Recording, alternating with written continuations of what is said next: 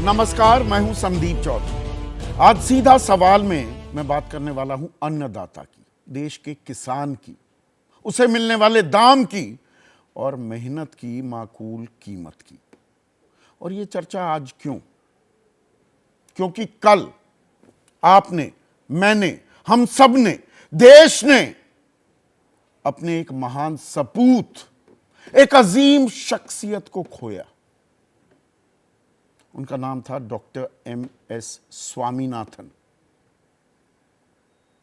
आप में से बहुतेरे लोगों को नाम नहीं पता होगा, यह भी एक अजीब विडंबना है। देश के जो असल आर्किटेक्ट्स हैं, हम उनको जानते ही नहीं। Doctor MS. स्वामीनाथन हरित क्रांति के जनक हैं। 60 के दशक में जब हम भुखमरी के जंजाल में फंस गए थे, सड़ा गला अनाज भी इंपोर्ट करने पर मजबूर हो रहे थे, भीख का कटोरा लिए दुनिया के सामने खड़े हुए थे, तब डॉक्टर एम.एस. स्वामीनाथन के दिमाग ने, उनके मजबूत कंधों ने देश को संबल दिया। हरित क्रांति लेकर आए। हाई यील्डिंग वैरायटीज जो धान की और गेहूं की, वो इजाद की गई। और अब आलम यह है कि अपना तो हम पेट भर ही लेते हैं, हम दुनिया की मदद भी कर सकते हैं। 81 करोड़ 10 लाख लोगों को सरकार हर महीने 5 किलो अनाज भी देने की स्थिति में है। यह सब डॉक्टर एम.एस. स्वामीनाथन की देन थी। एबीपी न्यूज उन्हें विनम्र श्रद्धांजलि देता है। पर डॉक्टर एम.एस. स्वामीनाथन जो काम हमारे लिए छोड़ गए, क्या हम उन्हें अनदेखा भी कर रहे हैं? मैं स्वामीनाथन आयोग की बात कर रहा हूं। अब आपके दिमाग के बल्ब जले होंगे। बहुत चर्चा हुई थी किसान आंदोलन के दौरान। स्वामीनाथन आयोग की सिफारिशें किसने लागू की? बीजेपी और कांग्रेस के बीच द्वंद्व चलता रहता है, आरोप प्रत्यारोप लगते रहते हैं। 2004 से 2006 के बीच यह समिति थी, मनमोहन सरकार ने यह समिति बनाई। फिर जब लागू करने की बारी आई, 201 सिफारिशें थी, 175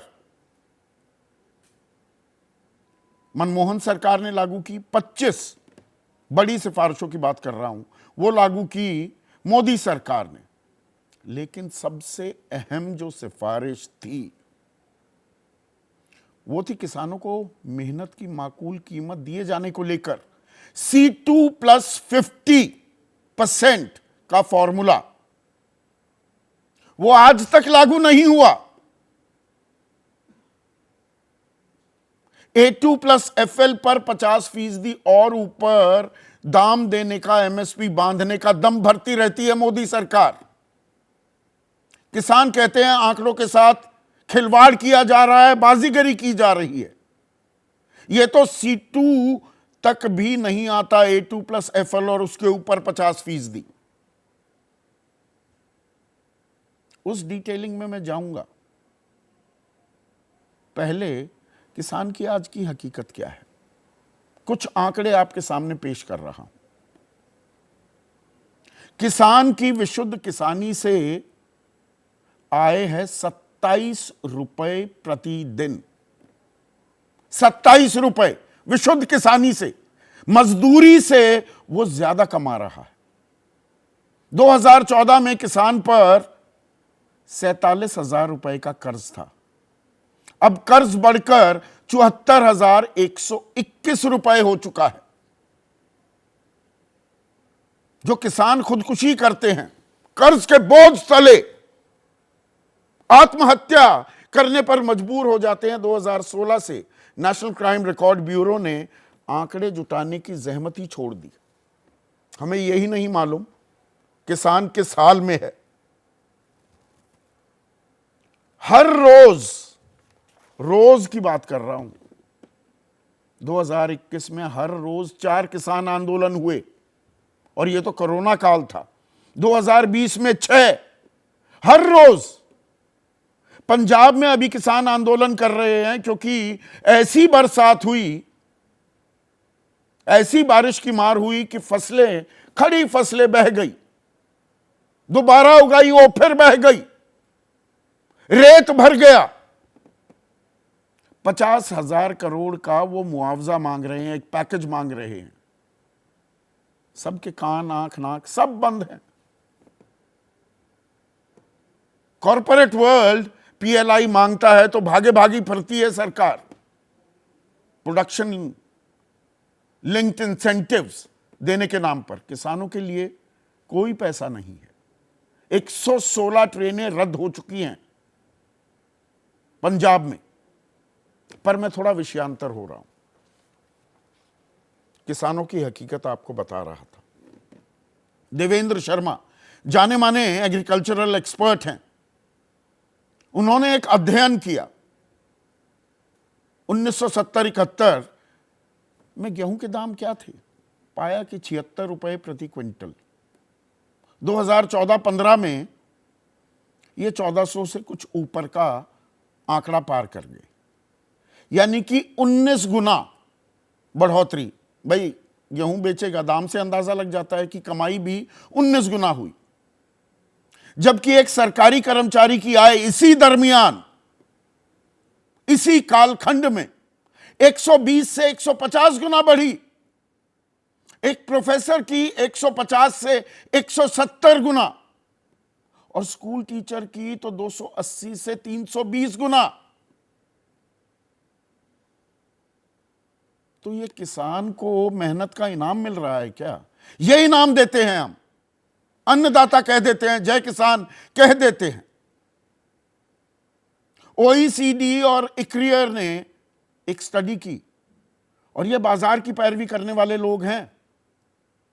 उन्होंने पाया कि 2000 से 2015 के बीच भारतीय किसान को 45 लाख करोड़ का नुकसान हुआ। यह हमारा पूरा बजटरी आउटले है इस साल का, 2023-24 का। 45 लाख करोड़ का नुकसान हुआ क्योंकि एमएसपी पर खरीदी नहीं हो रही है। पर एमएसपी तय किस बात को लेकर होती है? वही तो फॉर्मूला दिया था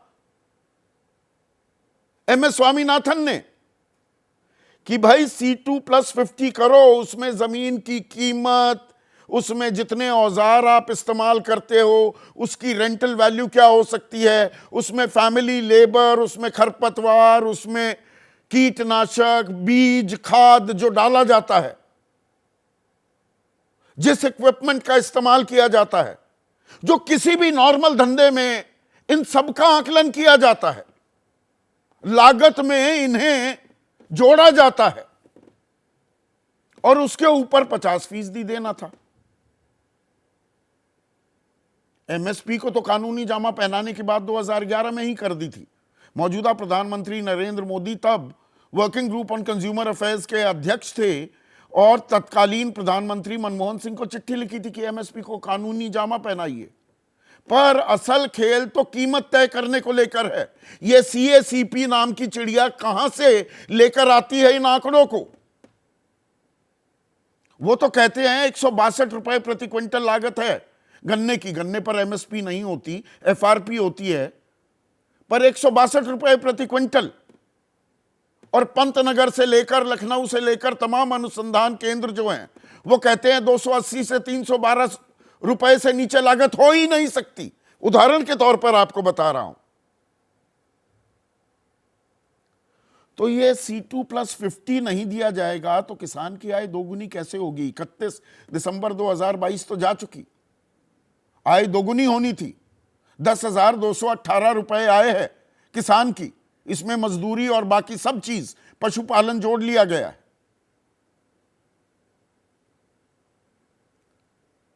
2014 के अपने घोषणा पत्र में बीजेपी ने कहा हम C2+50 देंगे, और हमलावर थी कांग्रेस पर। कांग्रेस ने तो यह लागू ही नहीं की। मतलब सब इस नैया में जो सवार हैं, इस हमाम में सभी नंगे हैं दरअसल। पर दावा करने वाली बीजेपी ने फरवरी 2015 में सुप्रीम कोर्ट में बाकायदा एक हलफनामा दाखिल किया उस वक्त के additional solicitor general Maninder Singh, हलफनामे में कहा गया कि C2+50 अगर लागू कर देंगे तो अर्थव्यवस्था डामाडोल हो जाएगी। जी हमारे पास पैसे ही नहीं है। और जहां पैसे की बात आती है तो पिछले 3 सालों में कृषि मंत्रालय, सरकार बताती है देखिए 25,000 30,000 करोड़ से 1,25,000 करोड़ हमने बजट कर दिया कृषि का। इसमें बहुत सारे हेडिंग्स को जोड़ दिया गया है, ये अलग बात है। पर पिछले 3 सालों में 44,015 करोड़ रुपए इस्तेमाल ही नहीं किए गए जो कृषि मंत्रालय को दिए गए थे, वापस कर दिए गए। तो ऐसे में किसान का भला होगा क्या और कब होगा? यही है आज का सीधा सवाल। और सवाल क्या है? अलविदा स्वामीनाथन, C2+50 पर होगा मंथन। यही सच्ची श्रद्धांजलि होगी MS स्वामीनाथन के लिए। और किसान की मेहनत कब लगेगी सही कीमत? चर्चा में मेरे साथ नरेश सिरोही हैं, बीजेपी के किसान मोर्चा के उपाध्यक्ष रह चुके हैं, किसान चैनल भी चला था इस सरकार में, कहां है मालूम नहीं पर चलाने शुरुआत करने वाले नरेश सिरोही थे। कांग्रेस के राष्ट्रीय प्रवक्ता चरण सिंह सप्रा हैं मेरे साथ। देवेंद्र शर्मा का मैंने जिक्र किया, देश के जाने माने कृषि विशेषज्ञ। इसके अलावा सुप्रीम कोर्ट ने एक 4 सदस्यीय समिति बनाई थी किसान आंदोलन के वक्त, वो बाद में 3 सदस्य की रह गई थी। उसी में शामिल थे अनिल घणवत, क्षेत्रकारी संगठन से जुड़े हुए हैं, वो भी हमारे साथ जुड़ चुके हैं। जो इन्होंने रिपोर्ट दी, सीलबंद लिफाफे में दी, मार्च में दी गई, अप्रैल में खुलनी थी, 2 साल हो गए, कुछ अता पता नहीं। और साथ ही साथ किसान नेता धर्मेंद्र मलिक भी इस चर्चा में जुड़ेंगे। नरेश सिरोही, MS स्वामीनाथन हमारे बीच नहीं है, पर उनके मन को, उनकी आत्मा को शांति क्या तब मिलेगी? ये C2+50 जो वो कहकर गए थे और जिस पर वादा भी किया गया, वो लागू होगा? होगा ये लागू कभी? संदीप जी, सबसे पहले तो मैं उन्हें श्रद्धांजलि देता हूँ। और देश ने एक बहुत बड़ा वैज्ञानिक ही नहीं, एक बहुत बड़ा जो संवेदनशील व्यक्ति था वो भी खो दिया है। कृषि के लिए उनके मन में जो भाव थे, मैं उनसे कई बार मिला जब वो रिपोर्ट तैयार कर रहे थे, तब मैंने जाना कि उन्होंने जो हरित क्रांति से लेकर सदाबहार हरित क्रांति की बात की। हरित क्रांति से जो उपजे परिणाम थे, उसके जो उनको लगा कि इससे चूक हुई है, सदाबहार क्रांति से वो उसको दूर करना चाहते थे। और उसका रिफ्लेक्शन 5 रिपोर्टों में जो उनकी है उसमें दिखाई देता है। किसानों के लिए सदाबहार क्रांति कब आएगी? जब तक दाम नहीं मिलेंगे सही। उसी बात को स्वामीनाथन जी ने पकड़ा और स्वामीनाथन जी ने किसान के सम्मान की बात भी उसमें की कि सम्मानजनक जीवन किसान कैसे जिएगा जब तक उसको हम लाभकारी मूल्य नहीं देते। उत्पादन की बात अब तक होती रही है, लेकिन मैं चाहता हूं कि किसानों को लाभकारी मूल्य मिले और ईमानदारी से उसकी कीमत का रोज सड़कों पर बैठना पड़ता है, धरने देने, रोज सड़कों पर बैठना पड़ता है। उन्होंने किसान की परिभाषा में जो भूमिहीन किसान थे, जो छोटे और लघु किसान थे, छोटे और लघु तो 86% किसान छोटे और लघु ही हैं। उन्होंने मछुआरों की बात की, उन्होंने आदिवासी क्षेत्रों में जो किसान लोग रहते हैं, अपना जीवन यापन करते हैं, उनको भी किसान के श्रेणी में रखा। यहाँ तक के पशुपालन और रेशम पालन के करने वाले लोगों को भी उन्होंने किसान पर बात है लागत की नरेश सिरोही, किसान की जो लागत है उसका मूल्यांकन करने में सरकारों को दिक्कत क्यों आती है? देखिए संदीप जी, मैं बहुत बार कह चुका हूं और मैंने नहीं कहा है, वो भारत सरकार ने कहा है अपनी कृषि नीति बनाने में और बहुत रिपोर्टों में कि देश की सापेक्ष जो मूल्य नीति है वो किसानों के विपरीत है। हर 7 साल में किसानों की आमदनी अन्य व्यवसायियों के मुकाबले आधी होती चली जाती है। जब तक हम इस बात को नहीं समझेंगे तब तक किसानों की समस्या का समाधान नहीं हो सकता। नहीं, एमएसपी हमने बढ़ा दी जी, 53% फलाने की, 51% पिछले 9 सालों में। अरे कुल मिलाकर आप अगर एमएसपी का देखें तो 4 से 5%, और उसमें भी पुट गेहूं और धान का ज्यादा है। कईयों में तो 1%, 2% बढ़ोतरी होती है। महंगाई दर 7.44% पर चल रही है। बाकी वस्तुओं के दाम जिस रेशो में बढ़ते हैं, किसान के उत्पादन के दाम उस रेशो में नहीं बढ़ते। लागत 30% बढ़ गई है पिछले 2 सालों में, गलत तो नहीं कह रहा हूं। किसानों के खेतों की लागत बढ़ी है और उनके जो दैनिक उपयोग में आने वाली चीज है उनकी लागत भी बेहताशा बढ़ी है। तो दोनों तरफ से किसान मार खा रहा है। उसके खेतों की लागत भी बढ़ी है और उसके उपयोग के जो चीजें हैं। C2+50 का वादा किया गया था घोषणा पत्र में 2014 में बीजेपी के। देखिए, डॉक्टर जोशी उसमें उस समय मैनिफेस्टो कमेटी के चेयरमैन थे और कृषि नीति में जो किसान वाला पक्ष था उन्होंने वो मेरे जिम्मे लगाया था। तो मैंने सबसे पहले, क्योंकि मैं स्वामीनाथन जी से जुड़ा रहा और उस रिपोर्ट से भी अपना योगदान देता रहा, मैंने सबसे पहले उसमें वही डॉक्टर साहब से कहा कि इसमें किसानों को उनकी लागत का मूल्य जो है ईमानदारी से मिलना चाहिए। स्वामीनाथन जी ने जो फार्मूला दिया है उसके अनुसार अपने को लागत देख के किसानों को जब तक हम नहीं मई देंगे। 2014 में सरकार बन जाती है। फरवरी 2015, अगर तारीख मुझे सही तरह से याद है, 8 फरवरी को हलफनामा दिया जाता है जी, अर्थव्यवस्था डामाडोल हो जाएगी। देखिए संदीप जी, जो सरकार से जुड़े हुए नीति निर्माता हैं, नीति निर्धारण करने वाले हैं, तथाकथित अर्थशास्त्री हैं, कोई भी किसी भी पार्टी की सरकार आ जाए, चाहे वो कांग्रेस की हो, बीजेपी की हो, किसी की भी हो, ईमानदारी की बात यह है कि सरकार पे उनका प्रभाव ज़्यादा रहता है, हम जैसे लोगों का प्रभाव बहुत कम रहता है। 162 रुपये गन्ना उसकी लागत है। आपकी भी खेती है, मेरी भी खेती है। आप अपना खेत दे देंगे 162 रुपये में? उगा दो गन्ना मेरे लिए। मैं तो कहता हूं सरकार को ठेका दे देना चाहिए कि जितनी भी किसान, मैं ठेका देने को तैयार हूं अपनी जमीन। हाँ, हम अपनी जमीन का 162 में उगा दो और ऊपर के पैसे मुझे जो दे लागत दो, निकालते तो मैं 350 रुपए का दाम भी कबूलने को तैयार हूं। नहीं, मैं 300 का भी कबूलने को तैयार हूं। अगर मेरी लागत 162 रुपए, 65 रुपए, 170 रुपए आती हो, 200 रुपए भी आती हो, तो भी मैं 300 अभी ऐसा चक्रवात आया है पश्चिमी उत्तर प्रदेश में, वो ढह गई सारी की सारी फसल, उसे फिर खड़ा करने में लगे हुए हैं लोग। संदीप जी, आने वाले समय में जो जलवायु परिवर्तन चल रहा है, मुझे लगता है कि खाद्यान्न का भी गहरा संकट हो जाएगा।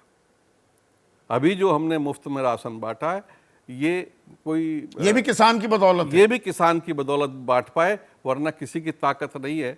और किसान तो मैं बताता हूं, किसान तो जो महंगाई दर बढ़ती है उसका जो बोझ है वो किसान पे पड़ता है। किसान तो वो सेफ्टी वॉल है, जब चाहो उसका गर्दन दबाओ और उससे नींबू बना रखा है कि जितना दबाओगे उतना ही रस निकालेगा। किसान अब वो रस देता भी है। कोरोना काल में 3.5% की विकास दर की बदौलत कृषि क्षेत्र की हम अपनी वो 23.9% का गोता खाया था, हमारी अर्थव्यवस्था ने तब भी संभल गई थी। लेकिन चरण सिंह सप्रा किसान को संभालने के लिए कोई तैयार नहीं है।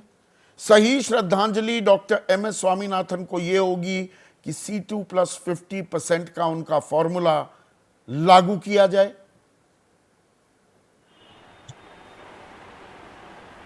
संदीप जी, बिल्कुल। सर्वप्रथम तो मैं अपनी तरफ से और अपनी पार्टी की तरफ से श्रद्धांजलि देना चाहूँगा स्वर्गीय स्वामीनाथन जी को। और आपने सही कहा कि C2+50 अगर सरकार तय करती है तो ये निश्चित रूप से ये एक सच्ची श्रद्धांजलि उनको होगी, जिन्होंने हरित क्रांति के प्रणेता जिनको कहा गया या जनक कहा गया जिनको। लेकिन जिस तरह से अभी आप बता रहे थे, सारे आंकड़े बता रहे थे, एक तवज्जो देने वाली बात यह भी है, चाहे जो अभी सिरोही साहब बोल रहे थे वो भारतीय जनता पार्टी की आइडियोलॉजी से जुड़े हुए व्यक्ति हैं, लेकिन फिर भी वो कितने असहाय थे, यानी कितने हेल्पलेस नजर आ रहे थे। यानी जो सरकार 44,000 करोड़ रुपया जिसका बजटरी प्रोविजन वो लैप्स हो जाए, वो वापस चला जाए, जिसकी सत्ता में 27 रुपए प्रतिदिन किसानों की ये आय हो जाए, जिसके सामने किसान प्रताड़ित हो और वो 3 काले कानून ऐसे ले आए कि किसानों को 1 साल सड़कों पर बैठना पड़े, सरकार के लोग, मंत्री लोग सभी उनको कोई आतंकवादी कहे, कोई खालिस्तानी कहे, कोई कील बिछा रहे थे, कभी लाठियां चल रही थी, कभी गोलियां चल रही थी। ये सारा दृश्य देश की जनता ने देखा है। यानी कि लखीमपुर खीरी के अंदर एक मंत्री पुत्र किसानों को अपने टायरों थले रोन देता है, लेकिन मंत्री पुत्र का कुछ नहीं होता है, नहीं जेल में है। किसानों की हत्या हो जाती है और बीजेपी के आला नेता भी चुप रहते हैं। यानी ऐसी सत्ता होगी तो किसानों के साथ क्या होगा, या स्वामीनाथन जी को किस तरह से श्रद्धांजलि दी जाएगी, या ये सरकार C2+50 इंप्लीमेंट करने की इनकी नीयत भी है कि नहीं, इसके ऊपर बहुत बड़ा प्रश्न चिन्ह 3 बातें कही आपने। चरण सिंह सापरा, सरकार, एक सेकंड, की सरकार आपने 175 चीजें लागू करी। 1 मिनट, आपने 3 चीजें कही, 175 आपने सिफारिशें लागू की, और मैं हर आंकड़ा बताता हूं बिना लार लपेट के। आपने 3 बातें कही। आपने कहा नरेश सिरोही थोड़े असहाय दिखे। आपकी असहायता क्या थी कि 2007 में राष्ट्रीय कृषि नीति स्वामीनाथन आयोग की सिफारिशों पर जो बनाई गई मनमोहन सरकार के दौरान, उसमें आपने C2+50 क्यों नहीं लागू किया? पहली बात। दूसरी बात, 3 काले कानून का आपने जिक्र किया। क्या यह सच नहीं, उन 3 काले कानून जो थे उनमें से लगभग 70-80% हिस्से तो आप और आपकी सरकारों ने पहले ही लागू कर दिए थे? गलत कह रहा हूं तो आप मुझे बताइएगा। मैं उत्तर देता हूं ना। देखिए, पहले तो जो आपने स्वामीनाथन कमेटी की रिपोर्ट की बात की, उसमें मैं आपको बता दूं कि डॉक्टर मनमोहन सिंह की सरकार ने एक इंटर मिनिस्टेरियल कमेटी बनाई थी, जिसकी मेरे ख्याल से 8 मीटिंगें हुई थी। 5 मीटिंग जो है वो यूपीए के शासन के दौरान हुई, जिसमें 175 रिकमेंडेशन को मान्यता मिली और वो लागू हुई, और मात्र 3 मीटिंग जो है वो मोदी सरकार के समय हुई, जिसमें 25 रिकमेंडेशन को लागू किया गया। एक महत्वपूर्ण जो निर्णय था C2+50% का, सबसे महत्वपूर्ण तो वही है। जब उसी ये सारी से चीजों तो पर चर्चा होती है, किसान की संदीप जी, जेब में कुछ पैसा आएगा। सबसे अहम रिकमेंडेशन पर सब चुप्पी साध गए। हाँ, तो संदीप आप जी, 7 साल मेरा- तक चुप्पी साधे रहे। मेरा उत्तर तो सुन लीजिए। हाँ। नहीं, मैं चुप्पी बिल्कुल नहीं। मैं ये कहता हूं कि हर चीज को स्टेज वाइज देखा गया है। अब जब यूपीए की सरकार स्टेज वाइज देख रही थी, उस पर निर्णय ले रही थी, और चुनाव आए और हम चुनाव नहीं जीत सके, तो दायित्व बनता है अगली सरकार का। हमने तो कोई कोर्ट में ये नहीं कहा कि हम C2+50% लागू नहीं कर सकते। ये तो नरेंद्र मोदी की सरकार ने कहा। हमारे मुख्यमंत्री छत्तीसगढ़ के जो भूपेश बघेल साहब हैं, उन्होंने तो बोनस की भी बात करी थी कि किसानों को बोनस दिया जाए एमएसपी के साथ में। क्यों नरेंद्र मोदी सरकार ने मना कर दिया? क्यों उन्होंने कहा कि अगर आप बोनस दोगे तो हम धान खरीदेंगे ही नहीं? इस तरह की कंडीशन लगा दी थी। कई सारी चीजें हैं यहां पर जिससे नजर आता है कि केंद्र की सरकार की नीति और नियत दोनों में खोट है। वो किसानों को मदद नहीं करना चाहते हैं, मात्र किसानों को अपने जुमलों के तहत किसानों की वोट हथियाना चाहते, ये अपनी वोट की खेती करना चाहते। आज पंजाब के अंदर अगर किसान बैठा है, अगर आम आदमी पार्टी की सरकार वहां पर कोई निर्णय नहीं ले रही है, तो क्यों नहीं केंद्र की सरकार उसमें इंटरफियर करती? इनका भी दायित्व बनता है ना। क्या इनको पंजाब के अंदर वोट नहीं चाहिए किसानों की?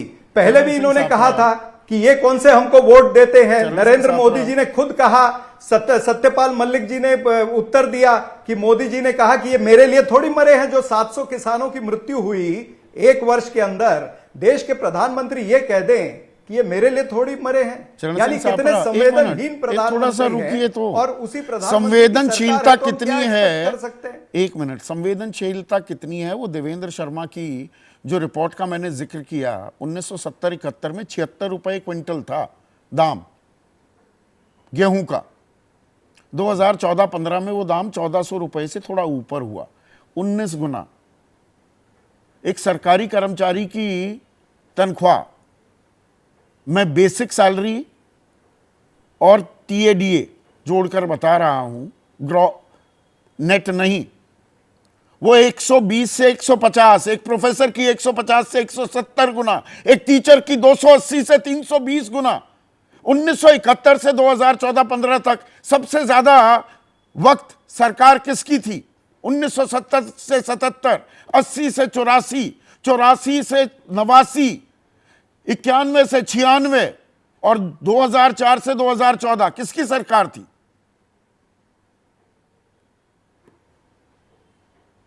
देखिए संदीप जी, समय समय पर सरकार, जो कांग्रेस पार्टी की सरकार या यूपीए की सरकार थी, उन्होंने रिफॉर्म लाए। आपको याद होगा कि 2008 के अंदर 60,000 करोड़ रुपया किसानों का जो लोन है वो भी माफ किया गया। 72,000 करोड़ का भी लोन माफ हुआ है। हमने अरे दाम दे दोगे तो कर्ज लेने की जरूरत नहीं किसान को। उद्योगपतियों को लोन वेवर नहीं दिया। उद्योगपतियों को तो नरेंद्र मोदी की सरकार ने 10 लाख का लोन वेवर दिया है, लेकिन किसानों के लिए वो नहीं कर पा रहे हैं। अभी ये थोड़ा एक मिनट अब मैं ये बात थोड़ा समझना चाहूंगा। 9 साल से सरकार एक मिनट अनिल घनवत, ये मेरी समझ से परे है जो ये लॉजिक, जो तर्क हर राजनीतिक दल देता है, cutting across the political spectrum. हमने जी कर्ज माफ कर दिया। अरे दाम दे दो किसान को, किसान क्यों कर्ज मांगेगा? बीमारी आप देते हो, उसकी हल्की फुल्की गोली देकर आप कहते हो देखो हम इलाज कर रहे हैं, ताली बजाओ। कमाल का तर्क है।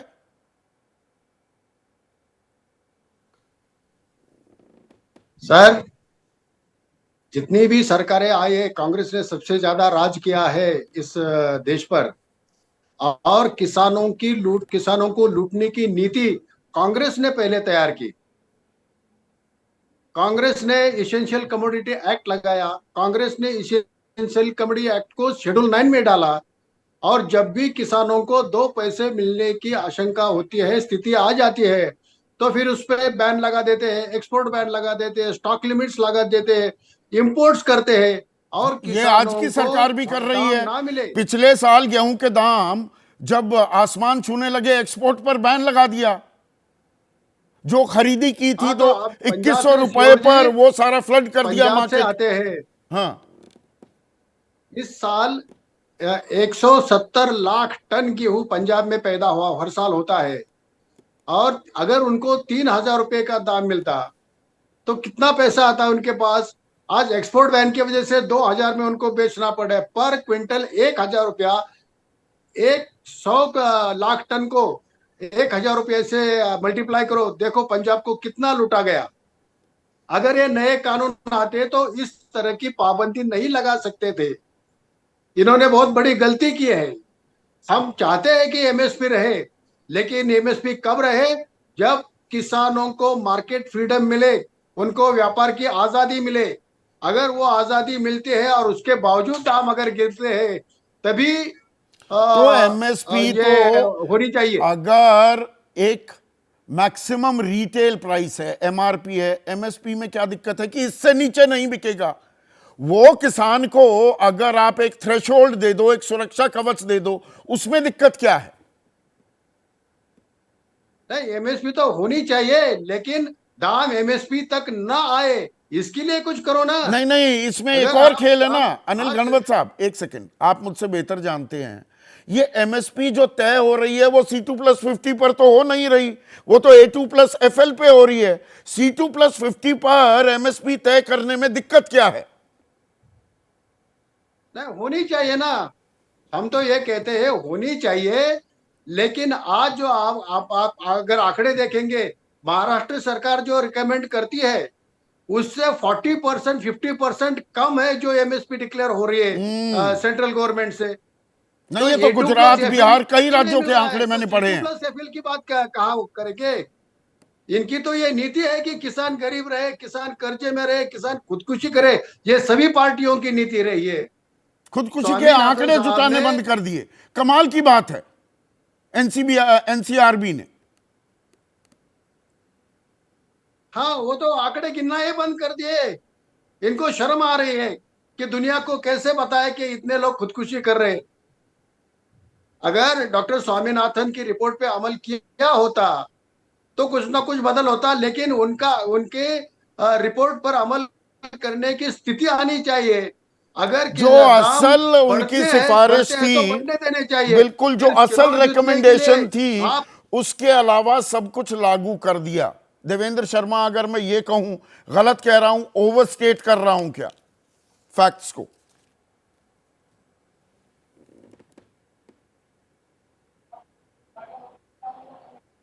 नहीं देना चाहता।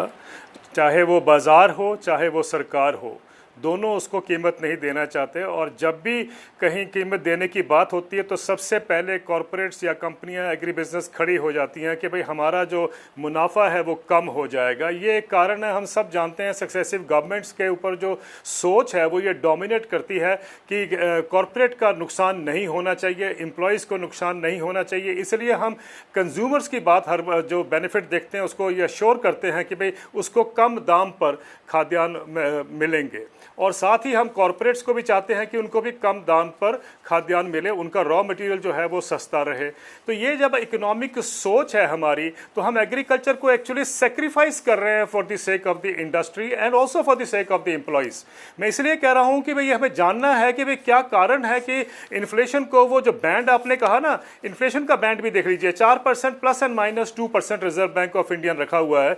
लेकिन कभी आपने हाउसिंग के ऊपर, हाउसिंग भी तो सबसे बड़ा खर्चा है कंज्यूमर के लिए, चाहे वो अपना घर हो चाहे वो किराए का घर हो, हाउसिंग को क्यों नहीं उसमें गिना जाता इन्फ्लेशन में? क्योंकि उसको हम इन्वेस्टमेंट मानते हैं। बड़ा इंटरेस्टिंग है, जहां सबसे ज्यादा प्राइसेस बढ़ते हैं उसको तो हम इन्वेस्टमेंट मानते हैं, और जहां कम प्राइसेस बढ़ते हैं हम चाहते हैं कि वो भी ना बढ़े, उसको हम इन्फ्लेशन मानते हैं। तो ये चीजें जो हैं, जब तक स्पष्ट नहीं होंगी, ये इकोनॉमिक ढांचा जो है ये I think it is becoming outdated now, और हमें इसको दोबारा जोखने की जरूरत है। संदीप जी, आपने एक बात कही थी कि भाई कितना जो कीमतें हैं किसानों की, कितनी इनकम बढ़ी है और कितनी एम्प्लॉयज़ की बढ़ी है या वो बढ़ी है। मैं उसमें एक चीज़ ऐड करना चाहता हूँ। अगर आपने जो आंकड़े दिए थे कि 100% को हम अगर मान ले, आपने कहा था 120 जो एम्प्लॉयज़ की बढ़ी है कम से कम, और टीचर्स की बढ़ी है 320 गुना। 120 और 320 गुना उनकी इनकम बढ़ती है, और किसान की बढ़ती है 19 गुना। चलिए अगर हम कम से कम ले लें, 100 गुना ले लें जो बाकी सेक्शन ऑफ द सोसाइटी है, उससे हम कंपेयर करें किसान की इनकम, अगर उसकी 100 गुना बढ़ती है तो जो 76 रुपए दाम था ना प्रति क्विंटल 1970 में, वो 2015 में जब 1450 रुपए हुआ तो वो एक्चुअली 7600 रुपए प्रति क्विंटल होना चाहिए था। अगर हम इनकम पैरिटी के नॉर्म से चलते हैं तो किसान को, गेहूं के किसान को 7600 रुपए प्रति क्विंटल मिलना चाहिए। बवाल कट जाएगा देवेंद्र शर्मा, लेकिन उसको मिला था हल्ला काट देंगे। ये काला सूट गुलाबी अखबार वाले हल्ला काट देंगे, अपने दाम बढ़ते रहें, अपनी आमदनी बढ़ती रहे, उसको कहेंगे एंटरप्रेन्योरशिप, एनिमल स्पिरिट। किसान का बढ़ जाए तो हल्ला कट जाएगा कि जी डूब जाएंगे।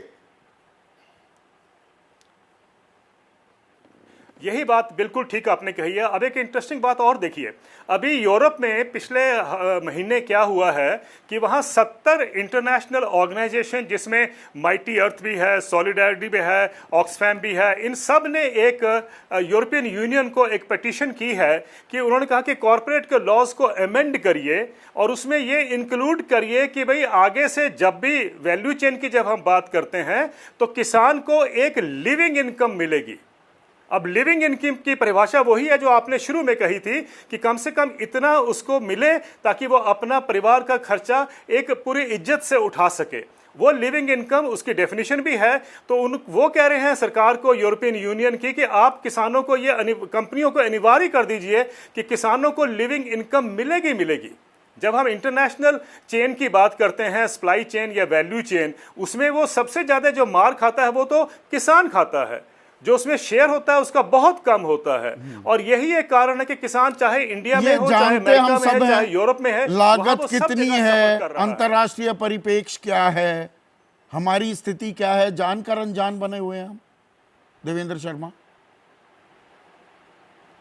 हाँ, बिल्कुल आप ठीक कह रहे हैं। और इसका कारण एक और भी है, जैसा कि पहले कहा कि भाई किसी ने कहा है हमारे ग्रुप में जो हम बात कर रहे हैं आज पैनल में, कि भाई ये जो एक सोच है, चाहे वो लेफ्ट पार्टी हो, राइट हो या सेंटर हो, उसको जकड़े हुए जो है वो ये है कि एग्रीकल्चर के दाम को कम रखना है तभी इकोनॉमिक ग्रोथ होगी।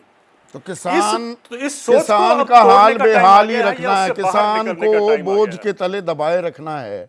धर्मेंद्र, किसान होना एक अभिशाप, एक गाली हो गया है क्या? अब हकीकत ये है। देखिए संदीप जी, सब लोगों ने, विद्वान लोग आपके पैनल में, आप खुद किसान परिवार से आते हो, एक बिल्कुल मैं तो एक मोटी बात कहूंगा जो किसान की अब समझ में आती है कि उपभोक्ता को महंगा ना मिले खाद्यान्न, इसके इंतजाम जो है किसान की कीमत पे करने हैं, क्योंकि राजनीति है, वोट चाहिए और वोट जो है उनको लेने हैं वहीं से। तो इसमें सीधा सीधा ये है कि किसानों की कीमतों पे, फसलों पे नियंत्रण रखो, चाहे किसान मर जाए। अभी आपने एक बात कही कि भाई कर्ज क्यों लेना पड़ता है। संदीप जी, कर्ज इसलिए लेना पड़ता है कि एक फसल में 200 रुपए की लागत आई और पता लगा जलवायु परिवर्तन अन्य कारण सेवा समाप्त होगी और ना मुआवजा मिला और ना कोई सहायता हुई। दूसरी बात, आज जो गन्ने की स्थिति है, मैं एक मोटी मोटी बात तो कह के खत्म करूंगा कि आज जो है एक साल गन्ना भुगतान नहीं होता, किसान को आपको पता है 40 रुपए का देना ही देना है। अगर उसने 2000 कुंटल गन्ना पैदा एक छोटा किसान करता है तो उसको तो 80,000 देने हैं, भुगतान हो या ना हो। वो कहाँ से आएगा? क्रेडिट कार्ड से। क्रेडिट कार्ड का ब्याज कहाँ से जाएगा? तो जो कर्ज का भार है वो कीमतें नहीं मिलने के कारण है। आज हम खेती कर्ज पे करते हैं, सरकार कल विड्रॉ कर ले तो किसी की ऐसे किसान की स्थिति नहीं कि वो जमीन उसकी नीलाम ना हो। सरकार इस फार्मूले को लागू करने के लिए सबका एक ही फार्मूला रहा है कि उपभोक्ता को सस्ता अनाज मिले, इसलिए किसी ने भी स्वामीनाथन जी की रिपोर्ट पे कोई फैसला नहीं लिया। उसको धर्मेंद्र, आजकल चर्चा बड़ी ये हो रही है, जब किसान आंदोलन वापस हुआ, जब प्रधानमंत्री ने अपील की थी और कहा कि एमएसपी को, न्यूनतम समर्थन मूल्य को प्रभावी बनाएंगे, एक कमेटी भी बन गई। खैर, वो कानून लाने वाले कृषि सचिव उसके अध्यक्ष बने, वो बात मैं कई बार कह चुका हूं तो उसकी डिटेलिंग में फिर से नहीं जाऊंगा। पर ये एमएसपी को प्रभावी बनाना गोल गोल घूमने वाली बात है क्या? एमएसपी तय कैसे होती है? उसका फॉर्मूला क्या है? पहले वो फॉर्मूला सही होना चाहिए ना। A2+FL पर आप एमएसपी निर्धारित करेंगे और आप वहां गला फाड़ते रह जाएंगे कि अरे ये तो जी C2 बराबर भी नहीं हुई, मेरी लागत 30% बढ़ चुकी है, उसको अकाउंट फॉर नहीं किया गया है। ये गोल गोल कब तक घूमेंगे हम? आप आजकल सरकार से काफी बातें हो रही हैं, आपका प्रतिनिधिमंडल जाता है, इस बारे में कुछ सोच विचार हो भी रहा है कि नहीं? नहीं, देखिए, अगर एमएसपी की बात करते हैं तो देश में जो है, हम सबसे पहले सही बात है आपकी कि किस लागत पे मिले, तो उसके लिए मैं आपको कह देना चाहता हूं कि ये जब तक नहीं हो सकता जब तक सीएसीपी रहेगा।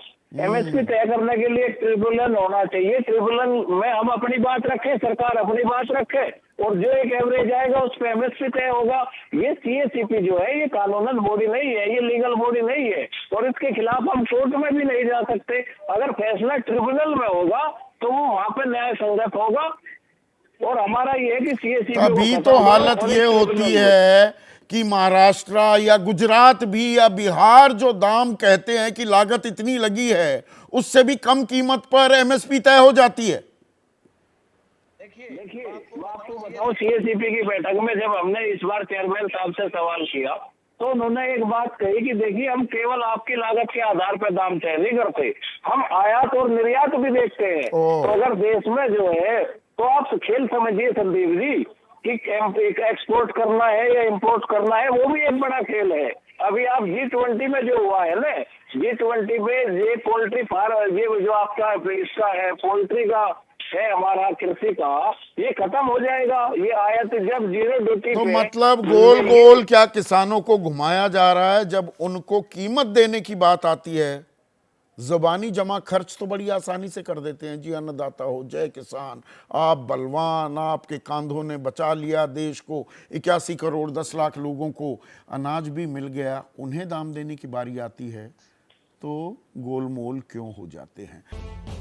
बात किसानों की हो रही है, मेहनत की माकूल कीमत की। सभी पैनलिस्ट से मेरा एक ही सवाल है, क्या C2+50% के हिसाब से किसानों को दाम मिल पाएंगे? क्या हम ये सच्ची श्रद्धांजलि एमएस स्वामीनाथन को दे पाएंगे? देवेंद्र शर्मा। बिल्कुल मिल सकते हैं, अगर किसान अपनी वोट की ताकत को समझे और ये जाने कि भी उसको किसानी के नाम पर वोट करना है, ना कि किसी धर्म और राजनीति के। अनिल जिस दिन किसान अपनी सरकार बना पाएंगे। थोड़ा छोटा रखिएगा, बहुत कम समय है।